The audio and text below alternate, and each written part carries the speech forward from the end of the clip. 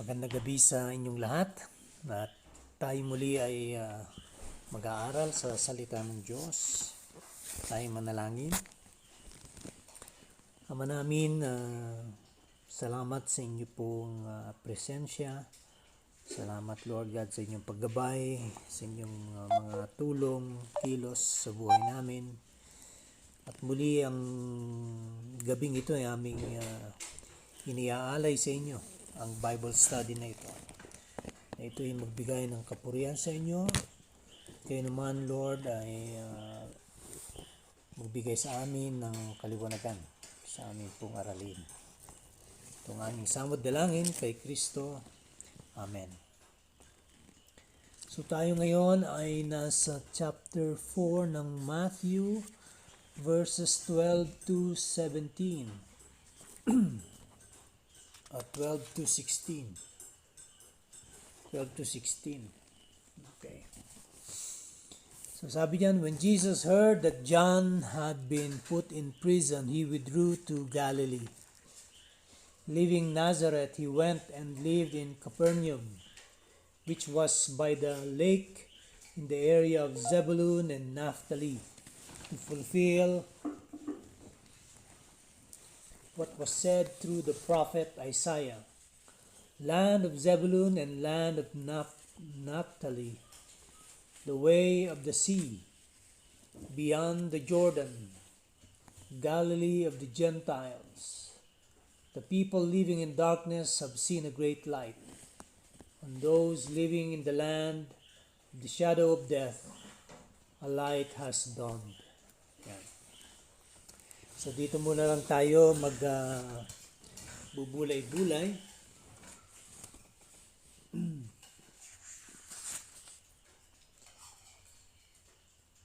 So binanggit dito ni Mateo na si Juan Bautismo ay dinala na sa kulungan. Siya na ay hinuli ni Herod at siya nga ay nakakulong na. At ito na nga rin na naging hudyat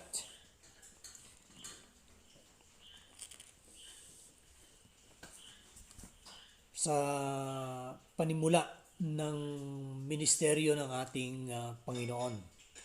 Kumbaga yung forerunner niya, yung nag-pave the way para sa pagpasok niya, sa pagdating niya, ngayon ay unti-unti nang kumbaga umi-exit.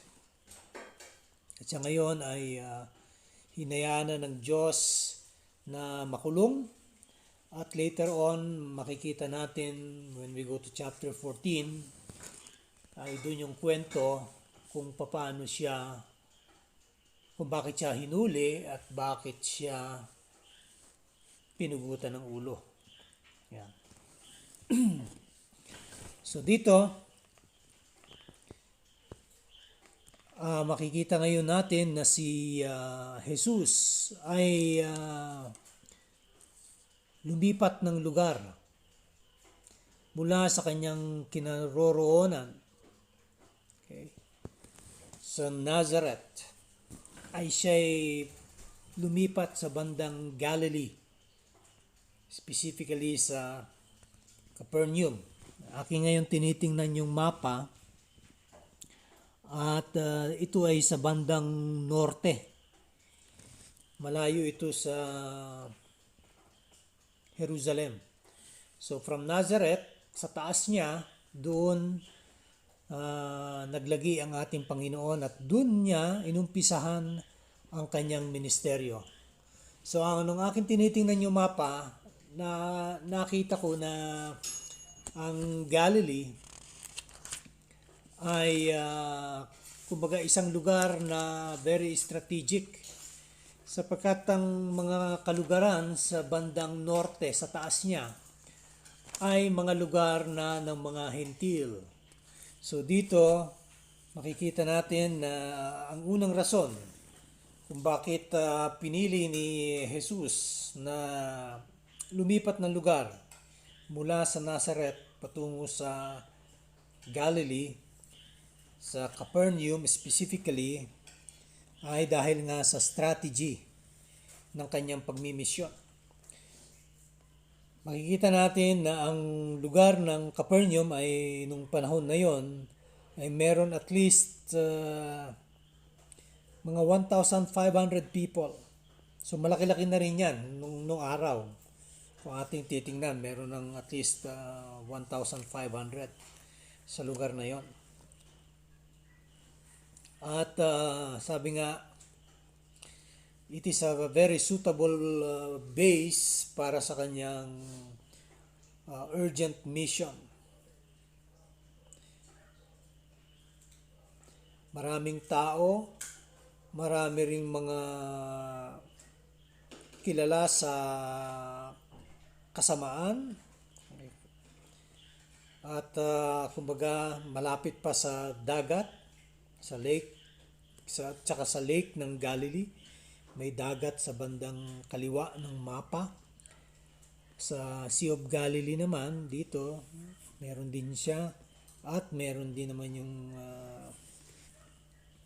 mga katabing mga bayan. Ayan.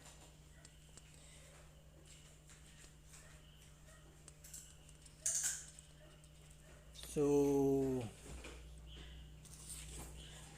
ito ang unang kadahilanan.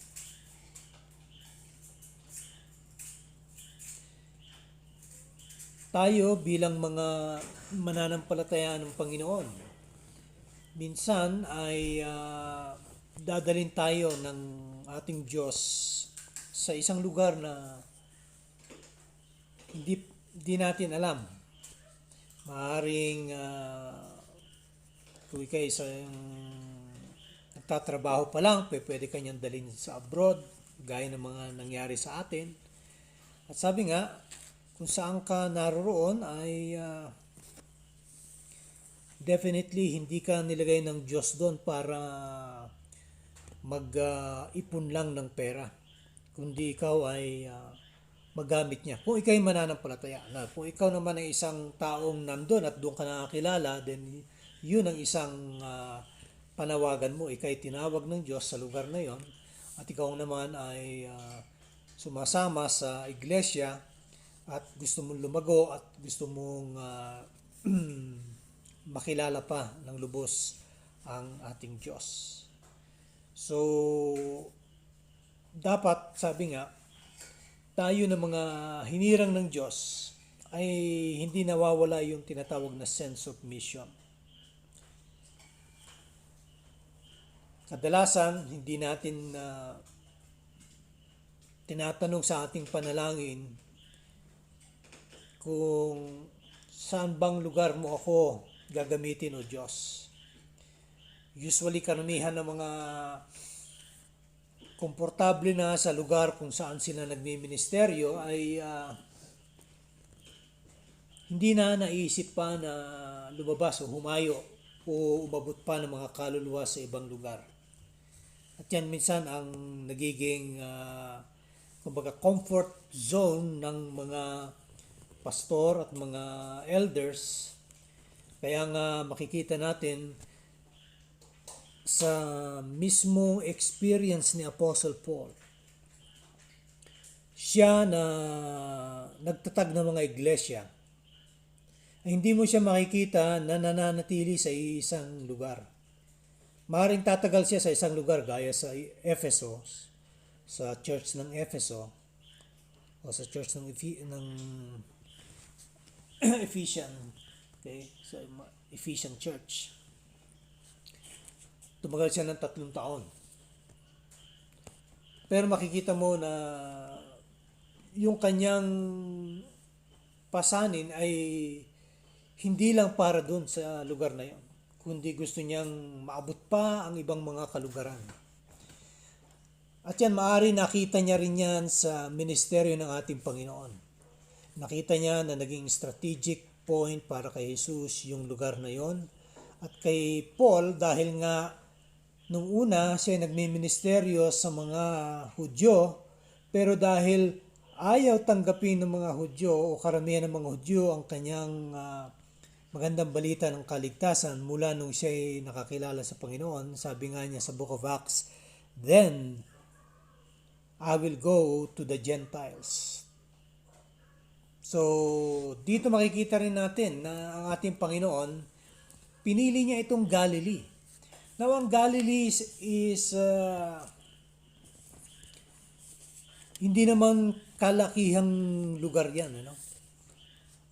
Actually, ang mga marami nga dyan ay mga Hentil. Though may mga Hudyo sa lugar na yan, pero yung mga taga-Judea, sa lugar ng mga Pariseo at mga Eskriba at mga Sadduceo sa Jerusalem specifically, ay kanilang minamaliit ang lugar ng Galilee at kinukutya pa nga nila ito na sabi nga kasama na ang Nazareth yan. Can anything good come out of Nazareth? Now, as a whole, sabi nga ano bang makikita natin dyan sa Galilee? Kung kanila lang talagang aaralin ang kanilang salita, ay nasulat na sa lumang tipan na meron manggagaling dyan sa Galilee at dyan mag-uumpisa ang ministeryo ng Messiah. Pero dahil nga very biased itong mga tagapagturo ng salita ng Diyos, mga religious leaders, okay, ay minaliit nila ang lugar na to. Kaya yan ang pangalawang kadahilanan kung bakit doon mas pinili ni Jesus na mag-umpisa ng kanyang pagmimisyon. Sapagkat yun na nga, yung mga katunggali ng ating Panginoon at katunggali na rin ni Matthew na panay ang pagkikriticize, mga kritiko mga ito sa mismong ministeryo ng ating Panginoon sa lugar na yan sa Galilee. Kaya mula noon ang mga Pariseo at mga sumunod sa kanila, sila naman nakasentro sa Judea, ay sabi nga nila, bakit pa tayo aalis sa lugar na ito? Andito pinakasentro ng ating pananambahan, itong Jerusalem. Dito mismo ang templo ng Diyos. Kaya nga nung makita nga natin sa John chapter 2, sinabi nga ng Panginoon sa kanyang mga disipulo, nakita niyo ba itong mga nasa paligid natin? Ang templo? Hindi ba't kumikinang, napakaganda? Sabi niya. Pero sabi niya, wag ka. Dahil sabi nga, darating ang panahon na itong templong ito, at hindi lang ang templo, ang buong Jerusalem, ay mapapasok ng kaaway at sasakupin. Tapos sinabi niya, destroy this temple and I will build it in 3 days. Now, hindi niya tinutukoy yung physical na Jerusalem na templo, bago sa kanyang tinutukoy ay ang kanyang katawan na kanyang ibubuwis sa krus ng Kalbaryo. Pero ang pangunawa ng mga religious leaders is, sino ka? Ang tagal bago natayo ang templong ito. Mahigit 40 plus years na naitayo ito. Tapos sisirain mo lang and then itatayo mo uli sa pagkatapos ng 3 araw. So dito di nila makita kung ano yung mga sinasabi ng Panginoon. At gaya rin ng ministeryo sa Galilee, ay hindi rin nila alam na ito ay nakasulat na rin sa lumang tipan, sa mismong batas, sa law na kanilang inaaral. Okay? Yung Old Testament. Kaya't sa pangatlong kadahilanan, at itong pinaka-importante, yung sinasabi ni Propetang Isaiah patungkol dito sa Galilee ay nagpapahiwatig na ng ating Panginoong Hesus. Okay? na gustong ipagdiinan ni Mateo sa kanyang mga mababasa na bubuksan ng Panginoong Hesus ang ebanghelyo ng kaligtasan sa mga hentil. Yan. So gusto kong puntahan natin sa Isaiah chapter 9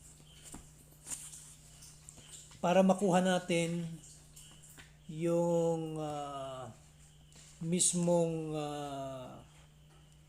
importansya nito.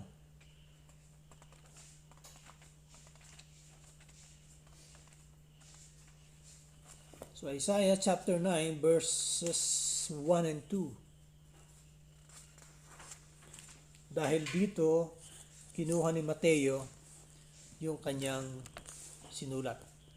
Nevertheless, there will be no more gloom for those who were in distress in the past. He humbled.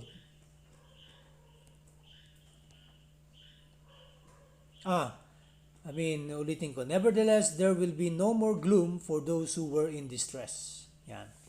In the past, He humbled the land of Zebulun and the land of Naphtali.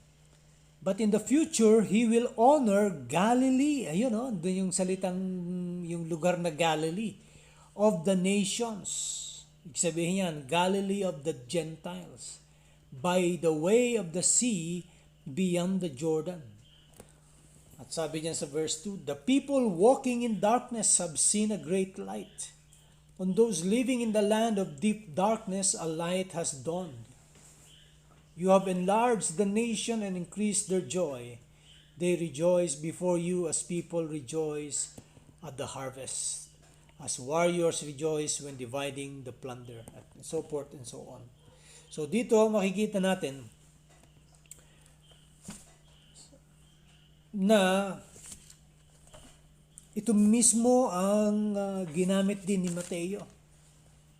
Sabi niya dyan sa verse 15, land of Zebulun and land of Naphtali, the way of the sea beyond the Jordan, Galilee of the Gentiles. See? Galilee of the nations, yung nakalagay dun sa libro ni Isaiah. Dito naman, Galilee of the Gentiles. Pag sinabi kasing nations, you're talking about yung mga ibang mga bansa nung panahon na yon maliban sa bayan ng Israel. Kaya lahat ng mga hindi Israelita ay mga hentil o mga pagano.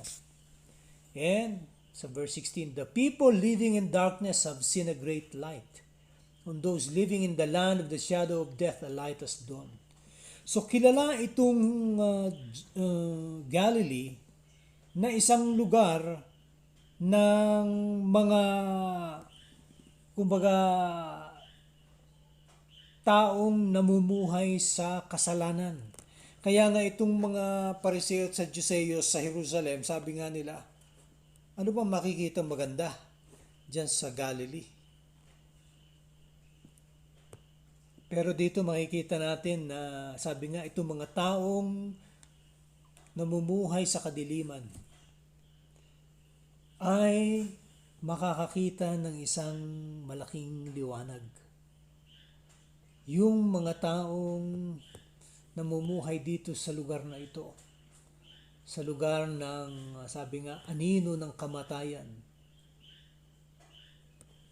ay dumating ang liwanag.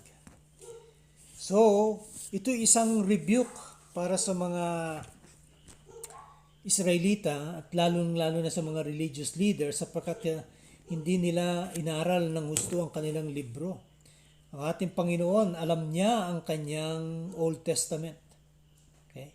Alam niya ang mga nasusulat doon. At alam niya ng mga ito ay patungkol nga sa kanya. Itong liwanag na ito ay nagpapakita nung gawa nitong paparating na Davidic Messiah. Yung nasa angkan ni David, kaya nga sa chapter 1, pinakita yung genealogy o yung linya ng Messiah ng ating Panginoong Hesus, na siya ay galing kay David at galing pa nga siya kay Abraham. Yan. At dito makikita natin sa Isaiah chapter 9, babalik po tayo doon. Tutuloy lang natin yung pagbasa.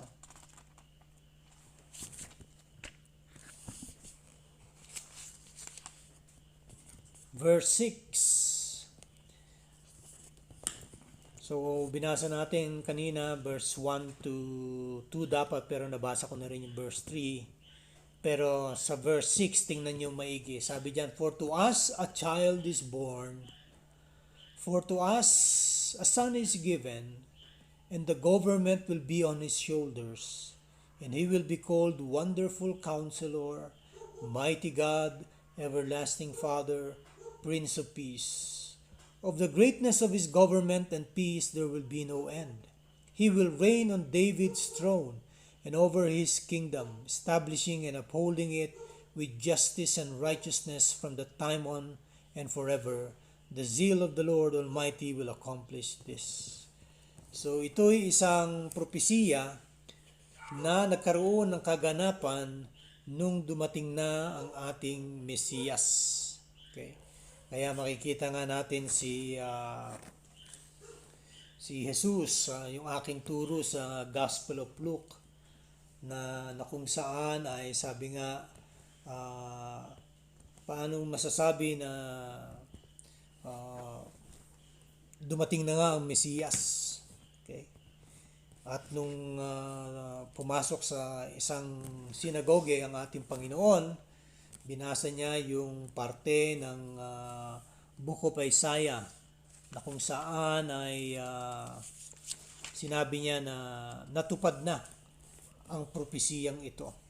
Ito ay patungkol sa kanya. Yung propesiya na sabi nga,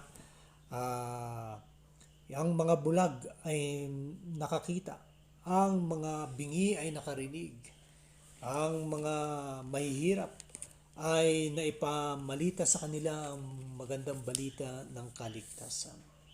Meaning to say, eto na, ako na,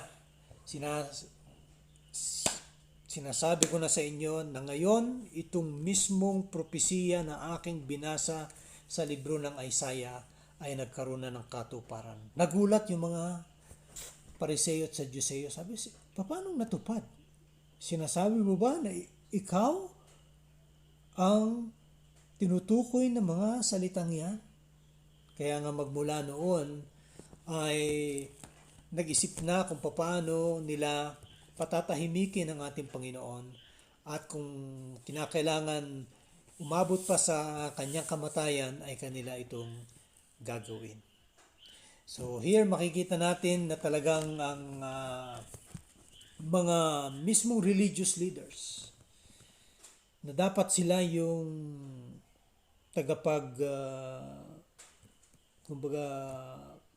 tagataguyod, tagadepensa, ay sila pa mismo ang umusig dito sa